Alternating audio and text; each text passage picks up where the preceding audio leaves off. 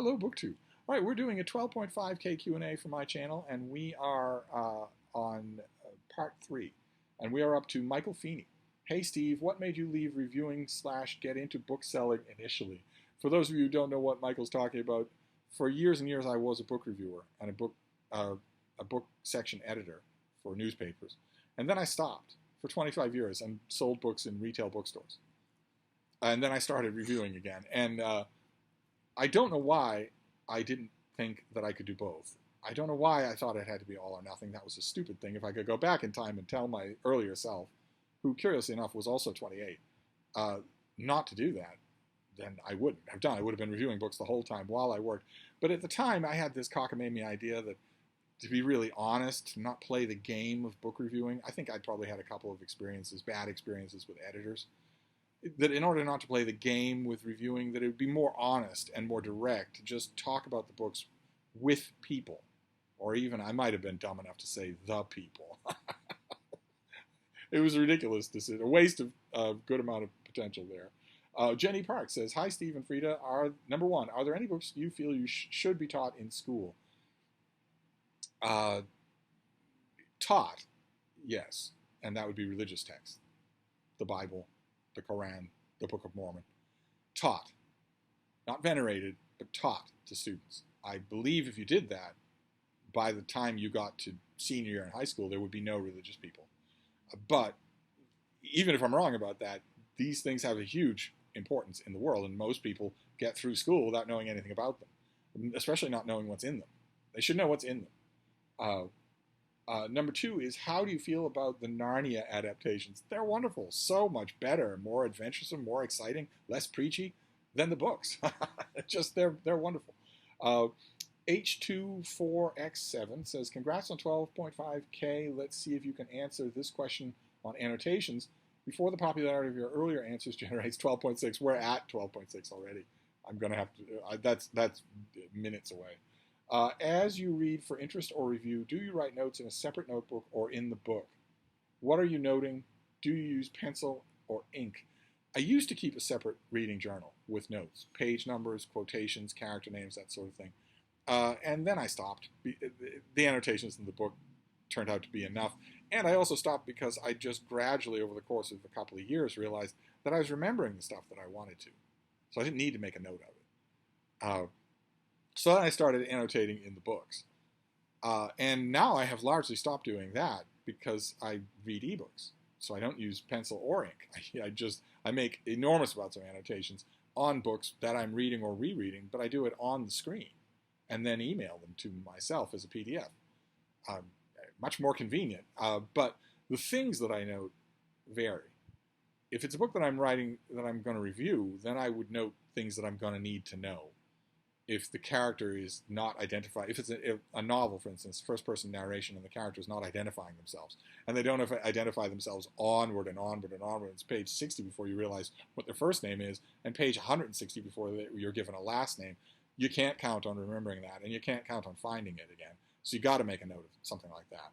You got to make a note of when characters walk on stage. If a character walks on stage and gets 3 lines of description, probably that means they're going to stay important in the course of the book. So mark that. You're going to want to remember that, what the first impression was, that sort of thing. And, quotidian stuff like that would be stuff, that would be the concentration if I'm reviewing a book. It would be much more flavor and atmosphere type stuff. Does the author put something really well? Is this passage written really well?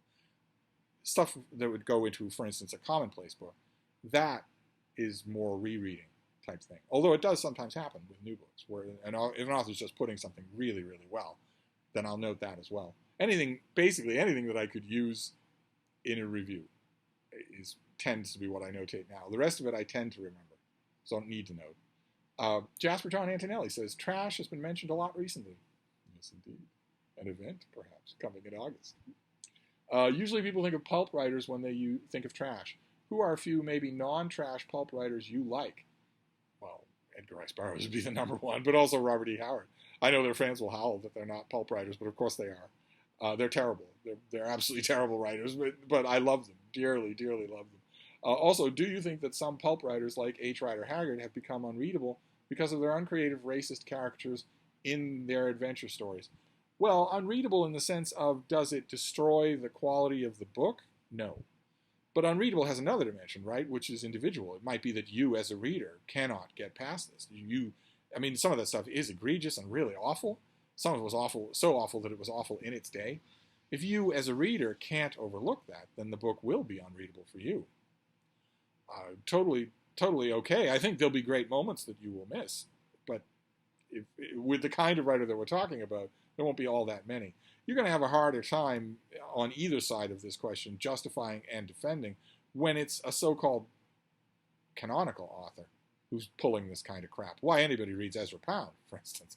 I don't want to hear so much from blue-haired checkmarks on Twitter about how horrible H. Rider Haggard is if they are not giving the same treatment to canonical authors who are just as iniquitous. But in terms of unreadable, I don't find it unreadable, no, but I grew up with it. So a new reader might. And I wouldn't all that much blame them. There's plenty of other fish in the sea. Rita is reading says, "Hi, Steve. A few months ago, you were celebrating the completion of the deadline of all deadlines." Yes. 2 of them in a row. One even bigger than the one before it. Has enough time passed so you can talk about it? What were you working on? I'm afraid in both cases, enough time has not passed. Actually, well, yeah, in one case, enough time has passed, but I still can't talk about it. I helped out a friend, and the results turned out well. They have been well linked, well praised. I'd rather that my help not be known. And the other case, no, I can't talk about it at all. The bigger one, the monstrous one, the one that I kept saying, no one but me would even be expected to be able to do this, much less, it would never even be dreamt of. It's, that, no, maybe someday, but not now. Madman Gone Mad 2012, any thoughts on Pynchon's V? How does it rank among his novels? I wouldn't rank it very high. I didn't particularly like it. Michael Lombardo says, since you're there frequently, have you ever considered working? Gasp for the Brattle. The Brattle Bookshop here in Boston is what he's referring to. It's a great used bookstore that I go to all the time. But no. Not only would I not want to do that, but the Brattle wouldn't have me. I mean, they make it pretty clear to their new hires. You have to have a driver's license, for instance. You have to be prepared to do a lot of heavy lifting. It's not just a question of sitting there with the shop cat and a goldfish and paging your way through the Ingram Advance. It's lots of work. And I would no more be inclined to do that than any more I would be able to do that. It wouldn't work anyway. The thing that I am cut out for, the bookstore job that I'm cut out for, is the one that I had for years and years. A big, bustling information desk where I get to just help people all day long. And that doesn't exist anymore. It's not just that it doesn't exist at that store anymore. It doesn't exist, period, anymore. I had that at just the right time. I had that job right before the internet made large chunks of it redundant. So no, the Brattle wouldn't have me. They're bad enough. They do enough putting up with me as a customer. Can you imagine putting up with me as a coworker? Good Lord, no. The cans of peanuts behind the counter at the register are for occasional snacking. They'd be gone every day. They'd be empty. Ineffable 6950X says, I recently bought a copy of the first Genghis Khan book by Con Iggulden. What did you think of it? And of Iggulden in general? I like his Genghis Khan books. I like Con Iggulden just in general. I like him quite a bit. Ants says, hi Steve, are you as excited for the James Webb telescope as I am? Yes, I am. I hope that we're allowed to see what it does. I imagine the internet will still exist. I probably look at the feed as it's beamed down to Paris or Italy or something like that. Oscar Mendoza says, have you ever met someone who can read as fast as you? If so, how often do you meet such people? I don't know about speed. I don't clock myself. I don't know anyone at the moment who reads as much as I do, which I guess is what you mean. I have known some people like that in the past, and I know there are people like that out there that I just don't know. But I don't, at the moment, know anyone who does. Not that matters. It doesn't mean anything. It doesn't make me cool. All the things that make me cool are separate from that. Trying this again, 434 says, hi Steve, what do you think of Superman the movie from 1978? I think in a video long ago you may have said you didn't like the ending, but what are your overall thoughts? I didn't like the ending at all. The ending's dumb, of course. But there are large parts of the movie that I very, very much love, of course. Very, very much love. Do you like the Fleischer Superman cartoons? I do like the Fleischer Superman cartoons, but it's hard to like them. They have the stink of hipsters all over them. Just the stink of people who don't know Superman. They have never watched Superman. They don't read the comics. And when you ask them, they'll say, oh man, it's got to be the original print vinyl. They'll give you that answer, the waxed mustache, suspenders, and alpine hat answer, where they'll say, the only real iteration of Superman is the Fleischer cartoons. They don't know what they're talking about. And those kinds of hipster morons have soiled. It's impossible for me to watch those cartoons anymore and savor what they do well without hearing those dumb voices in my head, those dumb IPA craft beer doofuses that I don't want to hear their voices, and I do when I watch the Fleischer cartoons. Fortunately, there's the Superman animated show, The Adventures of Superman, that they ignore completely, and that is great, so I can just watch that instead. Nick Piccarilli says, what are the signs that tell someone has a book in them?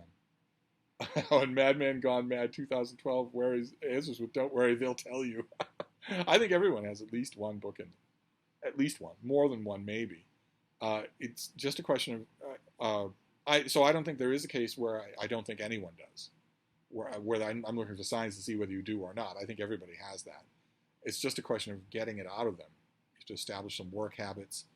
You have to get them to take a little bit of a 20,000-foot view of themselves and how they write. People think that anyone can write because everyone can write a little. Everyone's taught to write in school, so they think writing with a small w and writing with a capital W are the same thing, that anyone can do it. That's not true, of course, as all of you know who've tried it. It's a skill like anything else. It takes a huge amount of work to get good at it. But those are only obstacles. Those aren't barriers. You can get that book out of almost anybody.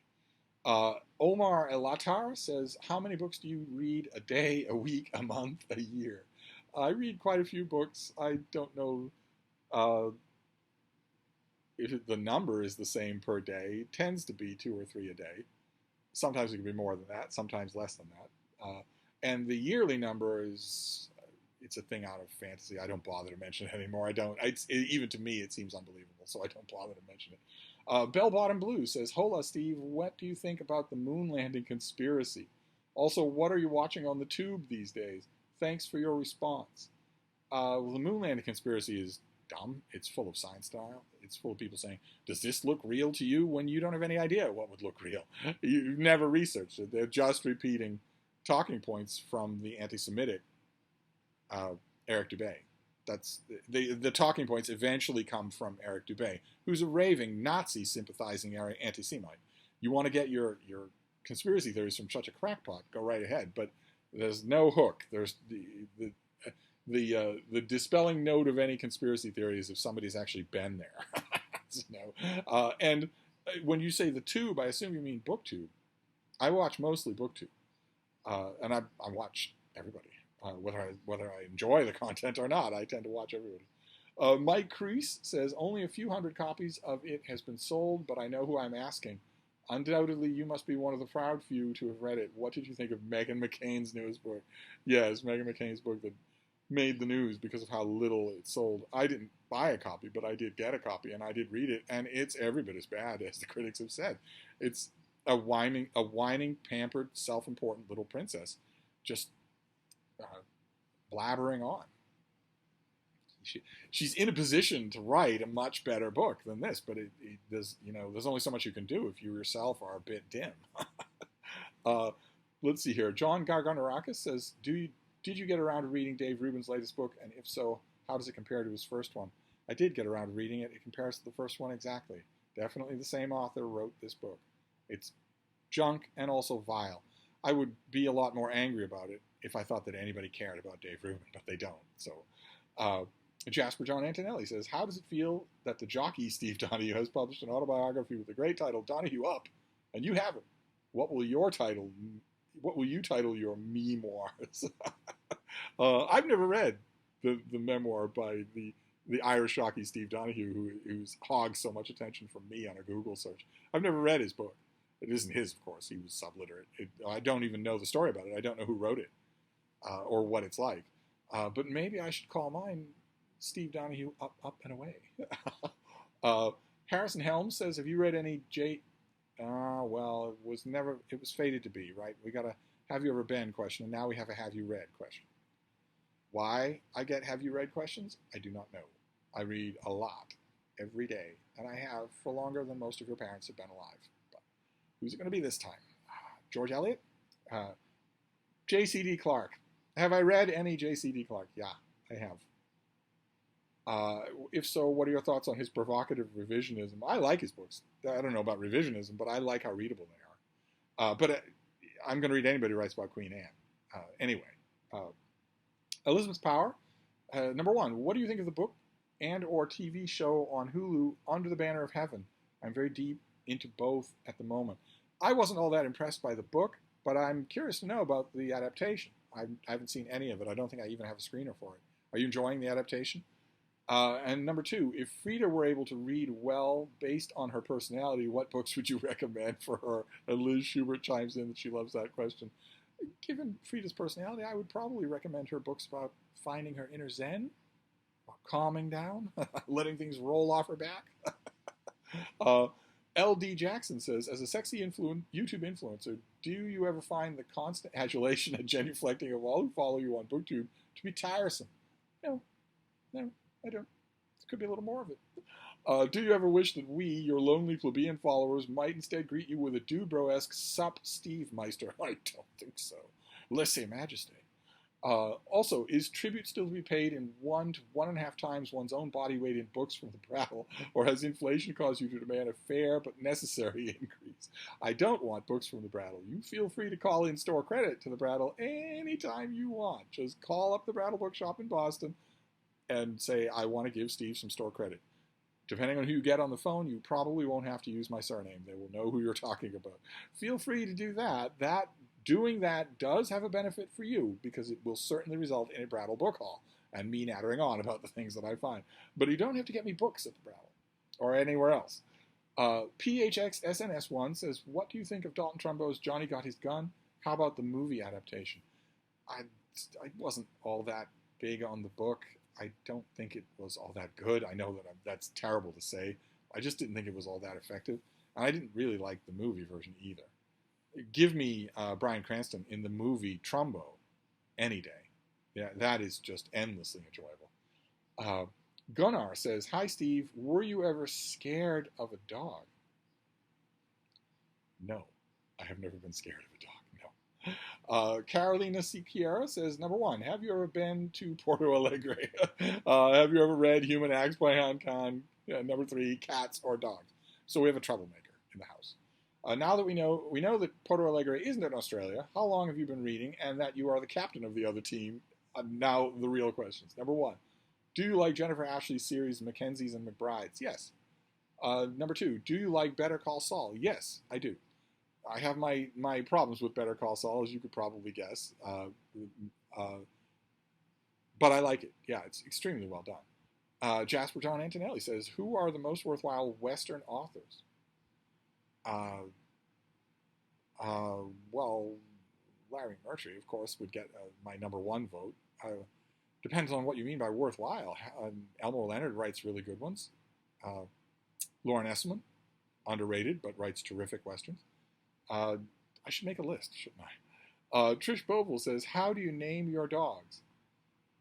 It's a wide variety of ways. Sometimes, very rarely, they will have a name already that works. Most dogs can't hear accurately the names that humans give them because of their hearing register. Most of them can't hear the name correctly. They're listening for your tone of voice more than anything else. But every once in a while, a dog will come to me with a good name already. But also, far more often, it's just that I will wait. The name will come to me, or someone else will name them, and it will mean something. It will work. So it's a wide variety of ways. I'm not gung ho.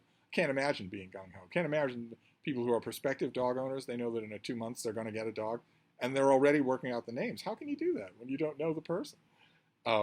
Derek says, I know you're a non-believer, but I don't understand why you have a particular affection for Christianity.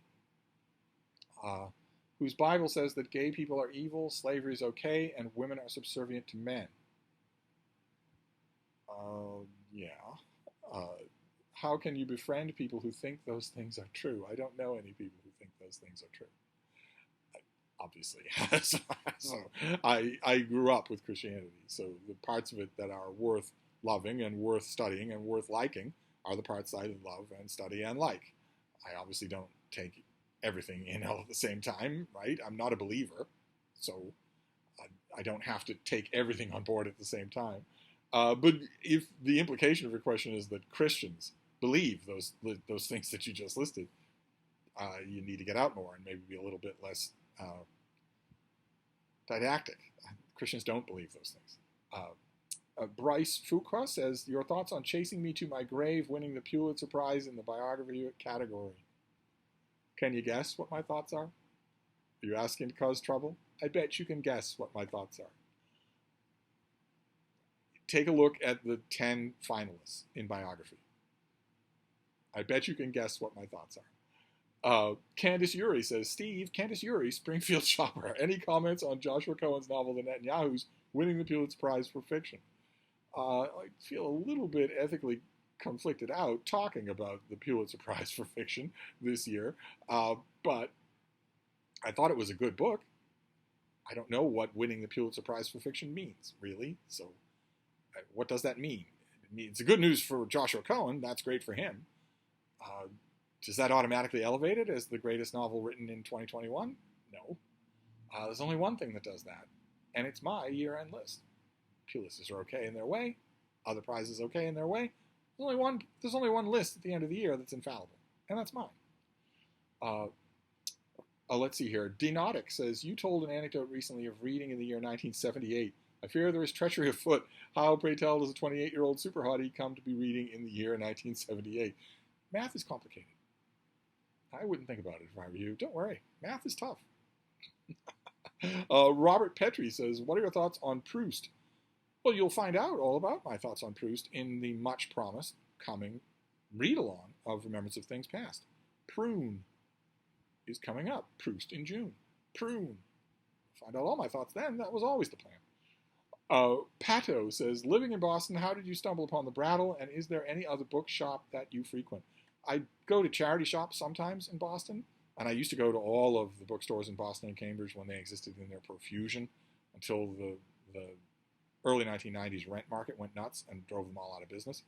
But I honestly don't remember how I was introduced to the Brattle. I've racked my brains, but I think I know what my first visit was to the then Brattle, but I'm not sure. I might have wandered in before then and just not remarked on it. Joseph Cater says, do you like reading? Please think about your answer carefully, Mr. Donoghue. I like it, kind of, yeah. Vera Pavlova says, why is The Love Letter by Kathleen Sheen the worst book ever written? Name an aspect of a book. Any aspect of a book. Any aspect of a book. In all other cases, if you name aspects of a book, you'll get 100 aspects, at least. In all other books, even if 70, 80, 90 of those aspects are bad, horrible, there'll be 10 that aren't so bad, or that aren't terrible, or that aren't as bad. All 100 aspects of any book, they're all horrible in The Love Letter. All of them are. So, what's to like, I ask. Oh, we're at the end here. Oh, good. All right, so there'll be 3 videos. Great. All right, Nat Hat finishes up with, do you watch Superman and Lois? I do. I do, and I like it. I largely like it. I like very much that it does what Arrowverse shows should do, which is pretty openly signal that you are in an alternate reality, that you're in your own universe, so you can set your own rules, that you're not trying to reflect DC continuity, right? In DC continuity, Superman and Lois do not have 2 teenage sons. So once you free yourself that way, I am perfectly okay with any liberties that you take. Earlier in a question in this Q&A, I was talking about revered cultural properties that have been vandalized by the people who come on board them. Well, I wouldn't consider it vandalism if you announced that ahead of time. That's why, although I thought the J.J. Abrams Star Trek movies were unbelievably dumb, I watch and rewatch them because they're not Star Trek. They say right ahead of time that they're not Star Trek, that it's an alternate universe. They not only say that ahead of time, but they give us a Spock from the real Star Trek continuity To underscore the point, there are two Spocks, one in this reality and one in the real Star Trek reality. So nothing that goes on in the Abrams verse affects my affection or that continuity at all. That's all you have to do with anything. That's all you have to do with any of these things that you're vandalizing is just make them something else. Make them connected but parallel. Well, that's what Superman and Lois does. So I'm free to just enjoy how well it's done. I don't know if that made any sense. It might make sense to some of the property geeks out there. But anyway, that is the 12.5K Q&A. 3 videos of 30 minutes each. Thank you all for the questions. And of course, I can't wrap up any of these Q&As without repeating what I said when I called for the questions, which is thank you all for being there. Thank you for this being a reality at all. This is absolutely wonderful. So we will do this again for 12.6. But in the meantime, I'll wrap this up for now, and I will see you soon. Thank you, BookTube.